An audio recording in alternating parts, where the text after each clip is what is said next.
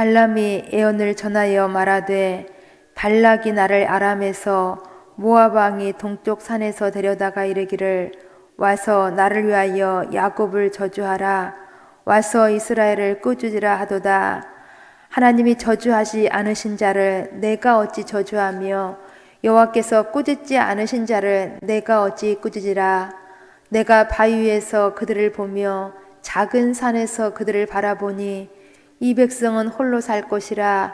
그를 여러 민족 중에 하나로 여기지 않으리로다. 야곱의 티끌을 누가 능히 세며 이스라엘 4분의 1을 누가 능히 셀고 나는 의인의 죽음을 죽기 원하며 나의 종말이 그와 같기를 바라노라 하매 발락이 발람에게 이르되 그대가 어찌 내게 이같이 행하느냐. 나의 원수를 저주하라고 그대를 데려왔거늘 그대가 오히려 축복하였도다. 발람이 대답하이르되 여호와께서 내 입에 주신 말씀을 내가 어찌 말하지 아니할 수 있으리까. 아멘. 어제 새벽 민수기 22장에서 보셨던 것처럼 이스라엘 백성들은 출애굽하여 광야 40년 만에 하나님께서 약속하셨던 가나안 땅 맞은편 요단강 근처까지 오게 되었습니다. 그리고 여기 요단강 건너편 모압 평지에 진을 쳤습니다. 여기 모압 평지에 모압 족속은 이스라엘 백성들의 숫자의 많음을 보고 압도를 당하였습니다. 매우 놀랐습니다. 특히 그동안 이스라엘 백성들이 자기들보다 강한 아모리인들에게 행한 일들을 보고 더욱 두려워하며 벌벌 떨었습니다. 즉 이스라엘 백성들이 아모리의 왕 시온과 바산 왕 옥을 물리친 이 사실에 매우 두려움을 느낀 것입니다. 이때 모압 왕이 발락이었는데 이 발락은 어떻게 해서든지 이스라엘을 물리쳐서 이스라엘로 가나안 땅에 들어가지 못하도록 막고자 하였습니다. 그래서 당시 매우 유명했던 복술가 발람을 많은 물질을 주겠다면서 먼 거리에서 메소포타미아에서 아람 지방에서 데려왔습니다. 자신들의 원수 이스라엘을 저주하라는 부탁을 하기 위해서였습니다. 모압 왕 발락은 자기들의 힘으로는 자기들의 무력으로는 안 되었기 때문에 이 발람의 복술적인 힘을 빌려서 이스라엘 민족을 몰아낼 생각을 한 것입니다. 물론 하나님께서는 이 발람에게 모압으로 가지 말라고 말씀하셨습니다. 이스라엘은 복을 받은 민족이기 때문에 저주하지 말라고 한 것입니다. 그러나 그래도 가고자 하는 이 발람에게 하나님께서는 허락하셨습니다. 그렇지만 가더라도 발람은 하나님께서 이르는 말만을 말할 것을 명령받았습니다. 드디어 발람은 하나님의 뜻에 불순종하고 자기 의지대로 모압 땅 발락에게 왔습니다. 발람은 재물에 눈이 멀어서 물질의 유혹이 되어서 살아계신 하나님의 음성을 무시한 채에 발락에게 온 것입니다. 그리고 이제 발람은 이방인의 제사 형식을 빌어서 제사를 진행하게 되어지는 데에 오늘 말씀 민수기 23장 말씀을 이것을 설명해 주고 있습니다. 즉 발람은 이 발락의 요청대로 하기 위하여서 제사를 진행했던 것입니다. 그러나 발람은 이스라엘을 저주하기보다 축복하는 말을 합니다. 하나님께서 발람의 입에 축복하는 말을 넣어주셨기 때문입니다. 오늘 말씀 23장에서는 이러한 축복하는 말이 3번이나 나오고 있습니다. 이러한 일에 불만을 느낀 발락은 우리 본문 11절 말씀에서 이렇게 말합니다. 저주하라고 데려왔거늘 오히려 축복하였도다. 저주하려고 데려왔는데 오히려 축복하는도다. 분명히 저주하기 위해서 부름을 받고 발람은 멀리 이곳까지 오게 되어졌는데 또 저주를 해야 발람은 이익을 취할 수가 있게 되어지는데 지금 발람은 저주를 할 수가 없는 것입니다. 오히려 축복할 수밖에 없었던 것입니다. 왜냐하면 그것은 발람이 축복하기 원해서가 아니라 그 생각과 입술이 하나님 앞에 붙들렸기 때문입니다. 하나님께서 주권적으로 이 발람을 주장하고 계셨던 것입니다. 우리 함께 본문 8절 9절 말씀을 함께 읽습니다. 본문 8절 9절. 하나님이 저주하지 않으신 자를 내가 어찌 저주하며 여호와께서 꾸짖지 않으신 자를 내가 어찌 꾸짖으라. 내가 바위 위에서 그들을 보며 작은 산에서 그들을 바라보니 이 백성은 홀로 살 것이라. 그를 여러 민족 중에 하나로 여기지 않으리로다. 아멘. 하나님이 저주하지 않으시는 데에 내가 어떻게 저주하며 여호와께서 꾸짖지 않으시는 데에 내가 어떻게 꾸짖겠냐라는 것입니다. 결국 발람은 도저히 이스라엘을 저주할 수 없었던 것입니다. 그러면서 발람은 정확하게 분명하게 밝히고 있는 것이 바로 이것입니다. 이스라엘은 여러 민족 중에 하나가 아니라 특별한 존재라는 것입니다. 즉 이스라엘은 하나님의 특별한 존재, 선택받은 민족이기 때문에 하나님께서 이스라엘을 축복하기를 원하신다라는 것입니다. 이제 이렇게 하나님의 뜻은 분명히 선포가 되어졌습니다. 그렇기 때문에 발락은 잘못된 하나님과 뜻과는 반대되어진 자신의 뜻을 포기해야 했습니다. 그러나 그럼에도 발락은 이스라엘을 저주하려는 자신의 뜻을 포기하지 않고 장소를 옮겨 다니면서 계속 저주할 것을 다시 시도를 하였습니다. 이때 발락이 발람을 데리고 다니면서 장소를 옮겨 다닌 곳이 무려 3곳이나 되었습니다. 바알산당, 비스가 꼭대기, 부올산 꼭대기. 이렇게 모압 왕 발락은 장소를 옮겨 다니는 곳곳마다 제단을 쌓고 수송아지와 순양을 드리면서 희생 제사를 매우 정성껏 드렸습니다.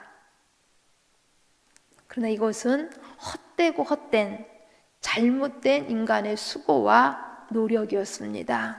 아무런 소용없는 잘못된 행동이었다라는 것입니다. 왜냐하면 하나님께서는 변하지 않고 계속 발람의 입에 말씀을 주신 것은 결코 저주가 아닌 축복이었기 때문입니다. 즉 이스라엘을 향한 하나님의 말씀은, 이스라엘을 향한 하나님의 뜻은 축복이었던 것입니다. 결코 처음부터 끝까지 하나님의 뜻은 변하지 않으셨습니다. 우리는 이러한 사건 속에서 찾아볼 수 있는 교훈이 바로 이것입니다. 하나님의 뜻을 꺾을 자는 그 어느 누구도 없다는 것입니다. 하나님께서는 하나님의 뜻대로 반드시 이루신다라는 것입니다. 그러니 하나님을 거스를 자는 없다라는 것입니다. 우리는 하나님의 뜻에 순종할 뿐인 것입니다. 결코 우리 욕심 때문에 하나님의 뜻을 거스리려서는 안 된다라는 것입니다.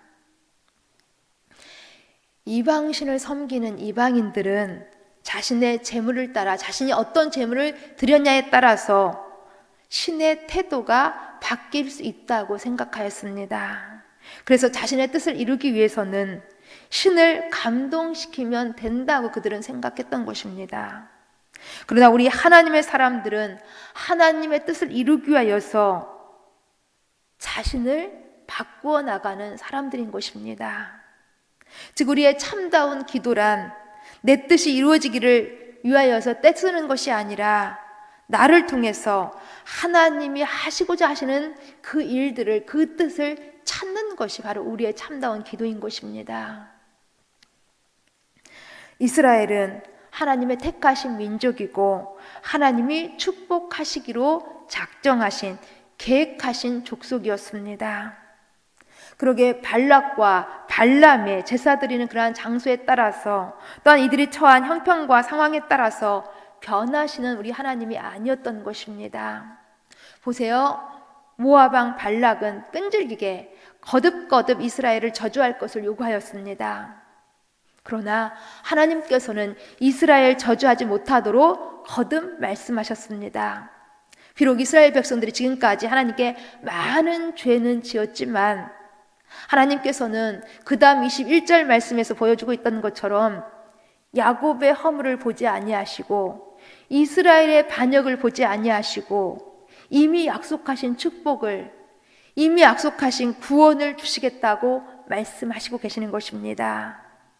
그러면서 22절 말씀에서는 하나님의 백성 이스라엘을 애굽에서 구원해 내시기 위한 하나님의 힘을 들수와 같다고 문학적으로 표현해 주고 있습니다.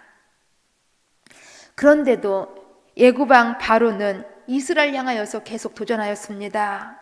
이스라엘 백성들이 구원받지 못하도록 방해했던 것입니다. 자기의 모든 힘을 다 동원하여서 막아보려고 했던 것입니다. 그러나 하나님의 뜻, 하나님의 구원의 계획은 절대로 꺾을 수는 없었습니다. 하나님은 이스라엘을 애굽에서 구원해 내셨습니다.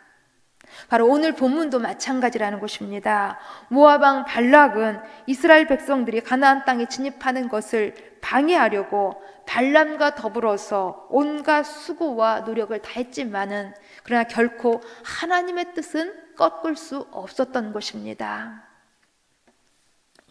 곧 모압 왕 발락은 발람을 통하여서 이스라엘의 죄를 참소하면서 저주하려고 했지만은 하나님께서는 발람의 입을 막으신 것입니다.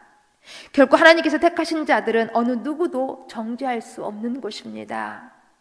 로마서 8장 33절 34절은 이 사실을 우리 가운데 이렇게 말씀해 주고 있습니다.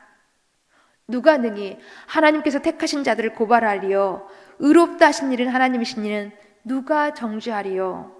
죽으실 뿐 아니라 다시 살아나신 이는 그리스도 예수시니 그는 하나님 우편에 계신 자요 우리를 간구하시는 자시니라. 아멘. 하나님께서는 우리를 이미 예수 그리스도 안에서 하나님의 자녀로 택하셨습니다. 우리는 택함받은 하나님의 자녀라는 것입니다. 그렇게 택함받은 우리는 하나님의 뜻에 따라서 하나님의 복이 작정되어 있는 것입니다. 사탄 마귀는 이 사실을 우리로 하여금 자꾸 흐려지게 만들려고 합니다. 하지만 우리는 분명히 하나님의 복을 받은 하나님의 자녀들임을 우리는 결코 의심하지 말고 늘 확신해야 하는 것입니다. 하나님께서는 우리를 분명히 세상의 저주로부터 보호하십니다. 세상의 모든 문제로부터 우리를 지켜내십니다. 마치 발람이 저주를 하고 싶지 않아서 저주를 안 하는 것이 아니고 저주할 수 없어서 못했던 것과 마찬가지라는 것입니다. 하나님은 이스라엘의 저주를 축복으로 바꾸어 주셨습니다. 바로 이것은 동일하게 우리에게도 지금 적용되는 것입니다. 즉 하나님께서는 예수 그리스도 안에서 우리가 받은 저주를 축복으로 바꾸어 주십니다. 예수 그리스도 안에서 우리가 받은 심판을 용서로 바꾸어 주셨습니다. 우리가 받을 멸망을 구원으로 바꾸어 주셨다라는 것입니다. 우리는 이 하나님을 늘 송축하시면서 이 하나님과 함께 축복된 삶을 늘 살아가실 수 있기를 간절히 주님의 이름으로 축원드립니다. 기도하십니다. 하나님 아버지, 허물과 죄로 죽었던 저희들을 십자가의 사랑으로 구속하여 주시고 하나님의 자녀로 하나님의 복을 약속하여 주셨으니 감사함을 드립니다. 세상의 그 무엇이 우리를 두렵게 하고 우리 하나님의 사랑 가운데서 끊으려 한다 할지라도 결국 하나님께서는 우리를 놓지 않으시고 들수와 같은 힘으로 우리를 보호해 주시고 지켜주시는 줄을 믿습니다. 그래서 우리가 받을 저주를 축복으로 바꾸어 주시고 끝까지 일한 하나님의 뜻을 반드시 이루어 주실 줄을 믿습니다. 하나님, 이 하나님에 대한 경외와 믿음을 가지고 오늘 영과 진리로 예배하는 주일 예배 되어질 수 있도록 도와주시옵소서. 우리 목사님을 통하여서 오늘도 하나님께서 함께 하실 때에 온 성도들 속에 큰 기쁨과 감격의 고백이 넘쳐날 수 있도록 도와주시고 큰 믿음의 진보 속에서 늘 회복 있게 하시고 부흥케 하시어서 늘 하나님께 영광이 되는 그런 거룩한 신앙의 삶들을 잘 살아갈 수 있도록 도와주시옵소서. 예수님 이름으로 기도합니다. 아멘.